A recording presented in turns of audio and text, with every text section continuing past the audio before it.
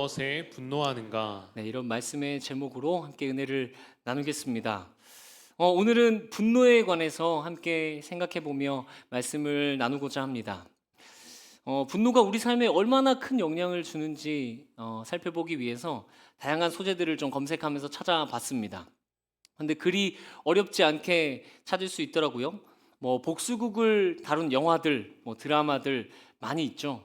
주인공들이 다 비슷합니다. 어떻게 보면 주인공들이 뭔가 부모의 원수를 알게 되고, 그리고 그 원수를 갚으면서 복수를 시작하는 그런 내용. 그래서 그 원수를 알게 된 후부터는 그 주인공의 인생은 계속 그 복수를 쫓아서만 살아가게 되는 그런 내용.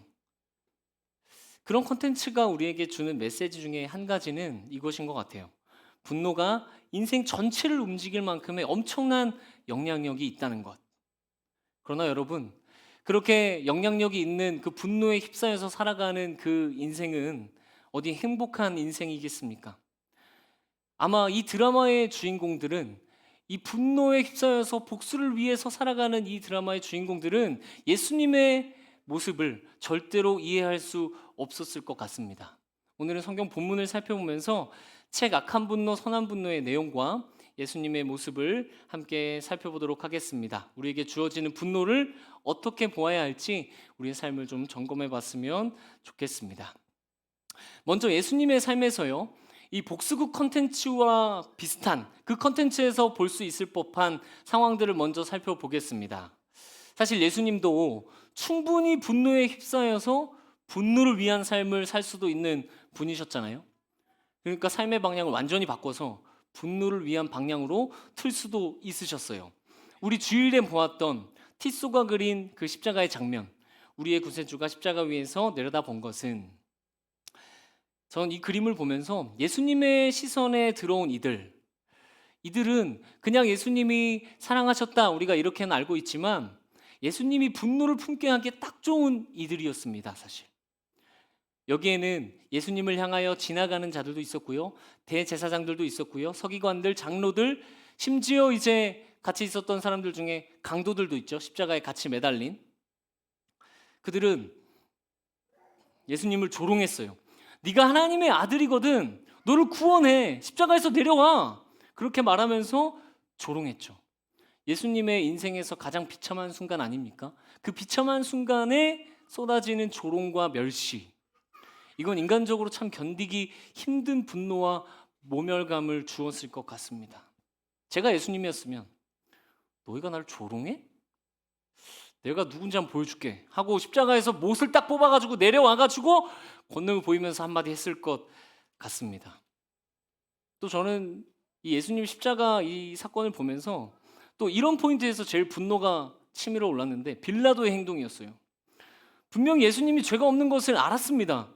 근데 자신의 정치적인 어떤 입지를 위해서 군중들의 요구에 굴복해버리죠. 그래서 십자가형을 선고해 버립니다. 이거 얼마나 억울합니까? 여러분, 방귀 안 꼈는데 방귀 꼈다 그래도 억울해요. 그렇게 억울한데 지금 예수님이 죄인이라는 거예요. 십자가형을 당해야 된다는 거예요.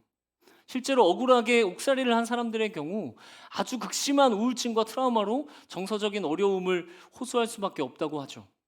게다가 예수님은 이렇게 될 거라는 사실을 모두 알고 계신 채로 사람들을 만나셔야 했습니다.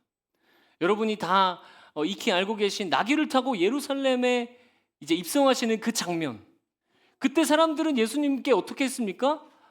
옷을 벗어서 깔면서, 또 나뭇잎을 깔면서 예수님 어서 오세요, 나를 구원하세요, 호산나 외치지 않았습니까? 그런데 예수님은 그때도 알고 계셨죠. 아, 이 사람들이 결국 나를 배신하지, 결국 나를 죽일 거야. 예수님은 그걸 아시고도 오늘 본문과 같은 일들을 행하신 거예요. 이스라엘 전역을 돌면서 회당에서 가르치시고 천국 복음을 전하시고 병과 모든 약한 것들을 고치시는 사역들을 하셨습니다. 모든 배신하실 것들을 아셨음에도 말입니다. 이런 예수님이 만약 분노하기로 마음 먹으셨다면 얼마나 큰 분노를 내뿜을 수 있었겠습니까? 여러분이 만약 예수님이셨다면 이 상황에서 어떤 감정을 느끼셨을 것 같으십니까? 그리고 어떻게 반응하셨을 것 같으십니까? 바로 십자가에서 내려오실 것 같으십니까? 최근에 강도사고시 접수를 위해서 제가 정신감정을 받게 되었어요. 이 정신감정 이 서류가 필수 서류거든요. 그래서 미리 뭐 문항도 작성하고 검사지도 작성한 후에 상담사 선생님을 이제 만나는 거예요. 그럼 이제 그분이 저는 뭐 제정신인지 좀 뭐 어떤지 이렇게 얘기를 해주시는 건데, 근데 방에 딱 들어갔어요. 먼저 수강 전사님 하셨거든요. 하고 제가 의연하게 뭐 제정신이겠지 하고 들어갔더니 심각한, 생각지도 않게 사뭇 심각한 표정으로 말을 꺼내시는 거예요. 찬영 씨는 지금 분노가 가득 차 있다고 결과지에 나오네요. 그래서 제가 너무 당황스러워가지고 이렇게 얘기했어요. 풍선처럼 빵빵하게 부풀어 올라서 바늘로 콕 찌르며 터질 것 같은 상태예요. 물론 이제 답한 문항을 이렇게 추적해 보니까 제가 문항을 좀 잘못 이해해서 이렇게 답변한 부분이 좀 있더라고요. 그래서 저는 알코올을 마시질 않는데 알코올 의존자로 거의 나오는 정도의 얘기, 좀 과하게 나온 부분이 있었습니다. 그렇지만 이게 저한테 남일 같진 않았어요. 이게 어쨌든 시사하는 바가 저한테 주는 의미가 있었을 거라고 생각하고 이번 기회에 그냥 넘기지 말고 좀 다루면 인생의 어떤 전반에 있어서 좋을 것 같다는 얘기를 이제 상담사님도 하셔서 저도 이제 그렇게 진지하게 받아들이게 됐죠. 저는 전혀 그렇게 인지하지 못했기 때문에, 제가 분노가 지금 쌓이고 있다, 터질 수도 있다, 막 이런 정도로 인지하지 못했기 때문에 사실 너무 놀랐습니다. 뭐 분노 얘기를 했을 때 뭐 누가 떠오른다거나, 예를 들면 아니면 어떤 상황이 또 떠오른다거나 그랬으면은 제가 나한테 진짜 분노가 있구나 생각했을 텐데 떠오르는 게 딱히 없어요. 그럼 도대체 나는 어떻게 분노하고 있는 거지? 그런 생각이 들더라고요. 뭐 아마도 추측컨대 제가 뭐 사역을 하면서 제가 컨트롤할 수 없는 어떤 상황들, 관계들, 사역들, 뭐 수많은 요소들이 있지 않습니까? 그럴 때마다 뭔가 제가 해소하지 못하고 계속 쌓아두고 있었던 건 아닌가? 상담사분이랑 그런 얘기를 하면서 이제 진단을 하게 되었어요. 여러분, 부정적인 분노는, 저는 지금 어떻게 제가 분노를 표출하고 있었는지도 모를 만큼 조용히 분노를 표출하고 있었지만 사람마다 정말 다양한 방식으로 분노가 표출되곤 하는 것 같습니다. 어떤 사람은 그냥 짜증을 내기도 하고요. 어떤 사람은 다툼을 일으키기도 하고 원한을 가지기도 하고 삐지는 거죠. 폭력적으로 변하고, 혹은 분노가 저처럼 겉으로 드러나지 않는 사람도 있습니다. 그리고 곰곰이 생각해 보니까 역시 제일 큰 피해자는 저희 아내가 아니겠습니까? 저도 모르게 예민하게 반응하고 막 불만을 막 계속 가득히 쌓아놨다가 언제 막 트리거가 탁 치면은 빵 하고 터지기도 하고, 그 정도로 화낼 일도 아닌데 막 화내고, 다양한 방식으로 나는 분노를 표출하고 있었구나. 근데 이게 그냥 당연하게 생각했었구나, 이거 분노할 수 있는 일들 아니야 하면서 당연하게 생각했었구나 하고 알게 되었습니다. 제 자신이 알아채지 못하는 방식으로 분노하고 있었던 것이죠. 이 사실을 알고 피해자인 저희 아내에게 또 거듭 사과를 하게 되었고 말입니다. 여러분은 어떠십니까? 여러분도 여러분의 방법으로 분노하고 계시진 않습니까? 저처럼 분노가 쌓인지도 모른 채 그렇게 분노하면서 살아가고 계시진 않습니까? 사실 분노는요, 이렇게 막 화려하고 극적인 분노가 있죠. 그 실체는 그러면 잘 드러나요. 예를 들면 뭐 폭력적이고 자비가 없고 적의를 품고 냉담하고 뭐 어려운 상황에 짜증내고 그러면 저 사람 분노 많네, 분노하고 있네, 명확하게 알 수 있습니다. 하지만 우리가 일상에서 만나는 분노들은 그렇지 않잖아요. 누군가 나의 평화로운 그런 시간을 깨뜨리면 괜히 짜증이 나고, 고객센터에 전화했는데 불친절해 짜증나고, 내 생각을 제대로 알지도 못하면서 막 제멋대로 얘기하는 누군가를 만나면 짜증나고, 그런 식으로 우리의 일상 가운데 분노의 순간순간들이 있지 않습니까? 제가 함께 살펴보자고 했던 이 책 악한 분노, 선한 분노, 이 챕터 2는요 이렇게 딱 한 페이지로 구성되어 있어요. 당신에게도 심각한 분노의 문제가 있는가? 그렇다, yes. 그렇지 않다고 생각할지도 모르겠지만. 그리고 이제 챕터 3입니다. 챕터 2가 이렇게 끝나요. 우리 모두가 이 분노의 문제에서 자유롭지 않다는 것을 이 작가는 말하고 싶은 것이겠죠. 그렇다면 우리는 이 분노의 문제를 어떻게 다뤄야 할까요? 먼저 성경적 상담의 대가인 이 데이비 폴리스는 분노에 대해서 이렇게 정의합니다. 한번 읽어볼게요. 분노란 당신이 중요하게 생각하는 일이 잘못되었다고 느낄 때 적극 반대 견해를 드러내는 것이다. 나는 그 일에 반대합니다를 당신 방식으로 표현하는 것이다. 우리는 살아가면서 중요하게 생각하는 일들이 잘못되어 가는 경우를 자주 보는데 그때 그것을 바로잡고 싶은 에너지를 표현하는 것이 바로 분노다. 그러므로 분노의 본질적인 DNA는 격양된 감정이 아니다. 급등한 아드레날린 수치도 아니다.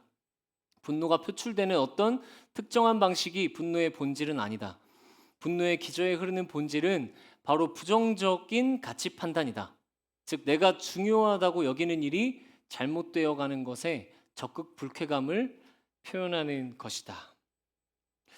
우리가 중요하게 생각하는 어떤 일이 잘못되었다고 느끼면 적극적으로 반대 견해를 드러내는 것, 이것이 분노다라고 정의했는데요. 내 뜻대로, 내 기대대로 되지 않았을 때 우리는 분노할 수 있다 이겁니다. 그런데 여기서 중요한 분노의 특징이 있어요. 우리는 특정 사건을 겪고 그것에 대해서 해석하는 중간 과정을 거치게 된다는 거죠. 가치 판단의 시간을 가지게 된다는 거예요. 사람들이 같은 상황을 마주한다고 해서 모두 다 같은 반응을 하진 않잖아요. 그죠?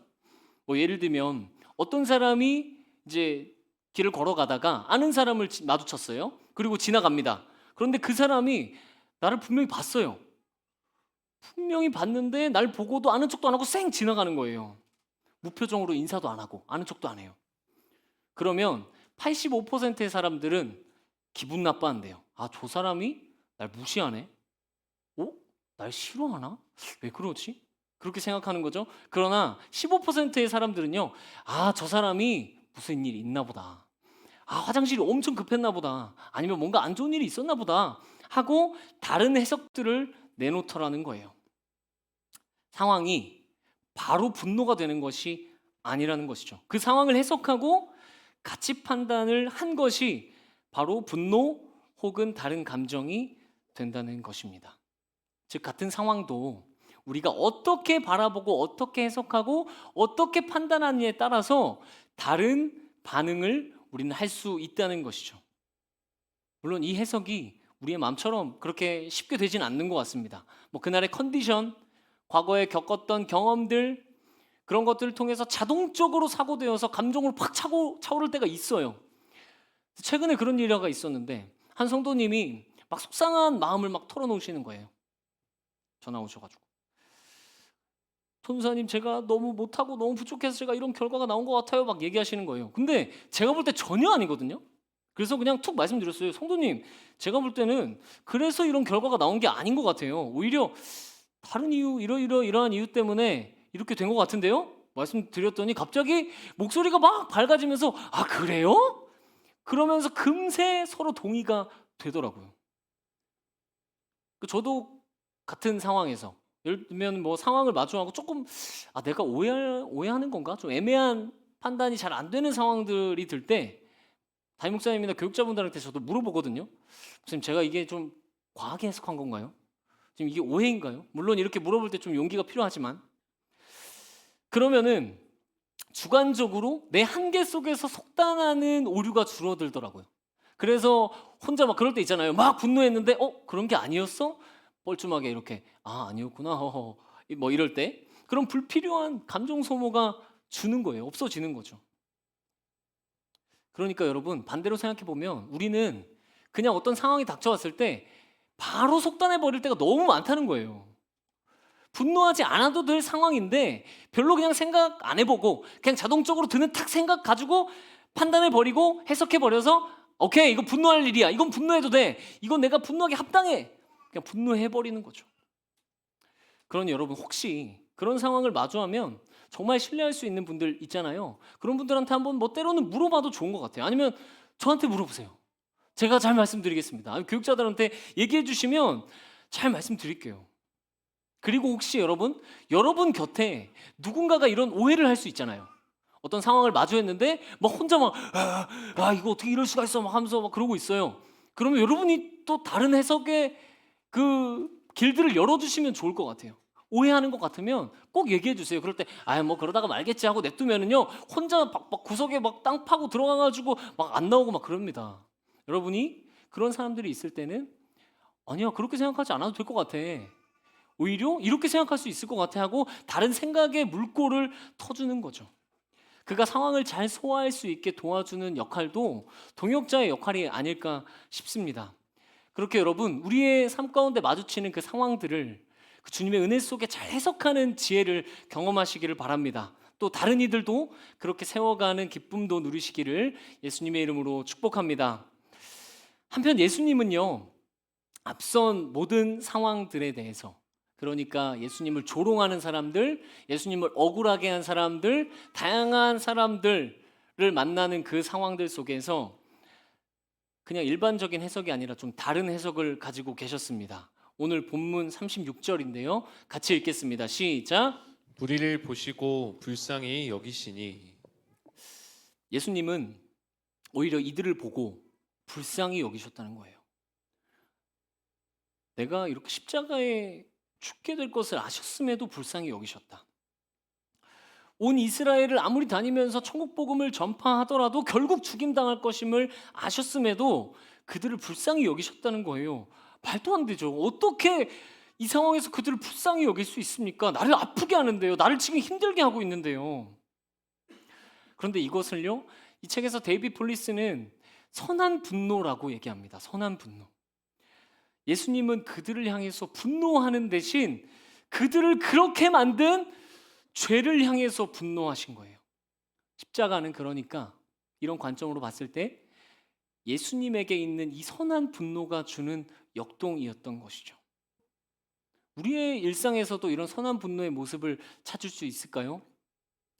이 책에서는 이런 일화를 소개하는데 이 작가가 직접 겪은 이야기입니다. 한 여자가 자신의 어린 자녀와 함께 마트에서 장을 보고 있었대요. 그런데 스낵 코너를 지날 때 막 자녀가 갑자기 떼를 쓰기 시작하는 거예요. 과자를 사달래요. 근데 엄마는 사줄 생각이 없어 보이는 거예요. 아이가 이제 칭얼거리기 시작합니다. 엄마, 그래도 먹고 싶단 말이야. 엄마는 계속 안 된다고 해요. 아이는 더 큰 소리로 졸라대기 시작합니다. 엄마! 엄마는 결국 폭발했습니다. 그리고 맹렬하게 아이한테 얘기합니다. 너 도대체 엄마가 몇 번을 말해 알아듣겠어? 안 된다면 안 되는 거야. 입도 뻥긋하지 마. 좋은 말로 할 때 들어. 급기야 욕을 하기 시작해요. 이 벌레 같은 녀석아, 내가 널 여기로 데려온 게 바보지. 아이가 잠잠해졌다가 다시 졸습니다. 이제 막 울기 시작했어요. 사람들이 그것을 주목하기 시작합니다. 이번엔 엄마가 아이의 뺨을 때립니다. 그리고 퍼붓습니다. 그 주둥이를 당장 닫지 않으면 널 버리고 갈 거야. 이 작가도 이 모습을 직접 보고 분노했다는 거예요. 먼저는 아이 엄마에게 화가 났고 두 번째는 아이에게도 화가 났대요. 지금 아이도 분노하고 있구나. 엄마에게도 분노가 나오고 아이에게도 분노가 나오는데 세 번째로 이렇게 말해요. 세 번째로 그게 뭔지는 몰랐지만 이 엄마의 삶을 이렇게 어둡고 지옥같이 만든 악의 실체에 분노했다. 그녀에게 관심을 기울이지 않았던 남자친구들, 부모의 악한 양육 방식, 마약 거래상, 빈곤 등 그녀를 그렇게 만들었을 악한 상황은 이런 것들이었을 수도 있다. 우리가 만약 이 광경을 목격했다면 여러분 우리는 어떤 감정을 느꼈을까요? 그렇게 행동한 엄마를 아마 욕했을지도 모르겠습니다. 그때 가만히 두면 그냥 우리의 분노는 그 엄마를 향하겠죠. 그러나 우리가 이런 상황을 겪을 때 그걸 선한 분노로 전환해 보는 거예요. 우리가 볼 수 없는 이면에 있는 여러 요소들을 보는 것입니다. 여자를 불쌍히 여기는 선한 분노, 예수 그리스도가 우리에게 보여주신 그 선한 분노를 우리도 우리 일상 속에 내뿜는 것이죠. 여러분, 예수님은 분명히 악한 분노를 내뿜으면서 복수하실 수 있음에도 선한 분노를 보이셨죠. 여러분, 이 진리를 우리의 마음에 새기며 예수님을 닮아가기를 기대합니다. 그렇다면 여러분, 단순히 선한 분노, 다 왔어요. 선한 분노는 그냥 그 사람이 우리에게 보여지지 않는 그 이면을 보는 것, 그게 그냥 선한 분노일까? 그것뿐만은 아닐 겁니다. 이 책에서 발췌한 내용을 한번 읽어보겠습니다. 분노란 당신이 중요하게 생각하는 일이 잘못되었다고 느낄 때 적극 반대 견해를 드러내는 것이다. 나는 그 일에 반대합니다를 당신 방식으로 표현하는 것이다. 이 악한 분노의 주어가 지금 보면 나였죠. 나는 그 일에 반대합니다. 내가 잘못되었다고 생각하는 것을 바로잡고 싶어 하는 것, 그것이 분노였어요. 그런데 예수님의 방식은 마태복음 26장 39절에 이렇습니다. 그러나 나의 원대로 마시옵고 아버지의 원대로 하옵소서. 선한 분노는요, 내 나라가 임하고 내 뜻대로 이루어져야만 해 하고 그렇게 말하는 것을 이제 그만두고 내 뜻보다 더 큰 뜻, 더 큰 목표와 계획을 신뢰하는 것, 그것이 선한 분노가 가능하게 하는 힘이라는 것입니다.